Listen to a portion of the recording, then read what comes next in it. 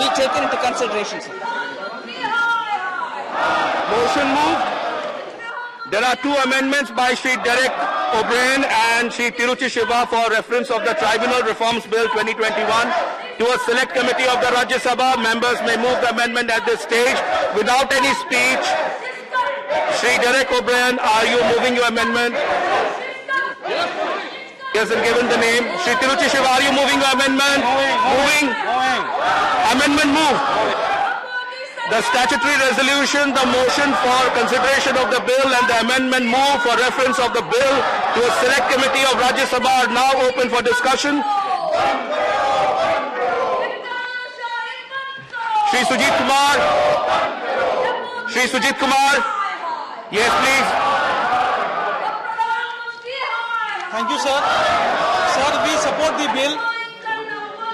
Sir, there are two main reasons for establishment of tribunals.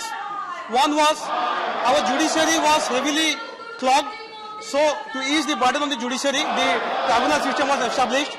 Secondly, the courts lacked specialized knowledge and technical know-how, so it was expected that the tribunals would provide that technical know-how. But over the years, there has been need to reform the tribunal system. I do understand that this reform bill has many laudable objectives to streamline the tribunal system by abolishing certain tribunals which will save the exchequer. It will fast-track justice by reducing another layer of litigation. It will bring in bureaucratic efficiency, and finally it will bring uniformity to the terms and conditions of the members. All laudable goals, sir. However, the reforms have been introduced in the ordinance and now in the bill, which are in violation of what the Supreme Court has laid down in the Madras Bar Association case. And I'll articulate two of the objections of the Supreme Court. One is the term of office of 4 years is lower than the 5-year minimum term as directed by the Supreme Court. I also share the concern that short tenure of members along with provisions of reappointment increases the control of the executive over the judiciary. Second concern of the Supreme Court is regarding the minimum age requirement of 50 years for appointment of members in the tribunal. Sir, our constitution stipulates that one can become a High Court judge after 10 years of practice as a lawyer. So, and we have a number of instances of High Court judges in their 40s. So when you can become a High Court judge in 40, is it not ironical that you have to wait to be 50 to be a member of a tribunal? Is it logical? I don't think it is.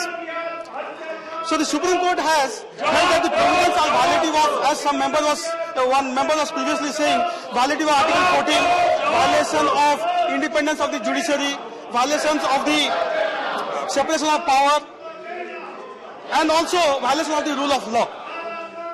Sir, there is hardly any doubt that the tribunal system needs overhaul, and hence the need for a tribunal reform bill. Please don't use placards. So while supporting this bill, I would like to share three concerns which I hope and request the government to consider.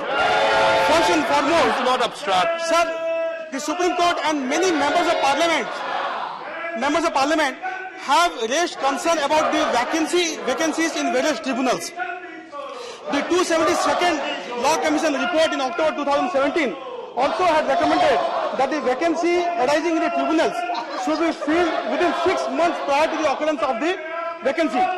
Sir, today's Times of India has an article on the front page which would not be music to the ears of the government, and I would like to read out the article. The Statutory Selection Committee led by the Supreme Court judges have collectively decided to stop recommend names for appointment of members for appointment to important tribunals till the bureaucracy clears 100 names that are already recommended, even as vacancies have rendered the tribunals dysfunctional.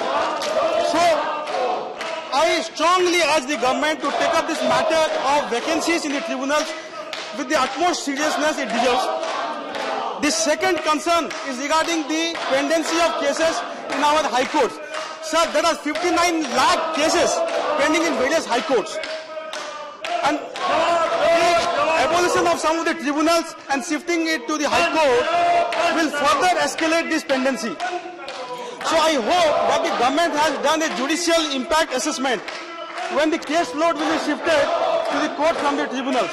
Whether adequate budgetary grants have been considered on account of the inevitable burdening of the judiciary. Has this been considered by the government? And my final concern is regarding the tenure of the members. The 74th Parliamentary Standing Committee report has suggested a tenure of 7 years or more. It had also suggested setting up a National Tribunal Commission to oversee the administration of the tribunals, eligibility criteria, removal, etc. So I sincerely hope that the government will consider these concerns, and with this note, I support the bill. Thank you. Thank you, Shri N.R. Elango. Shri Elango.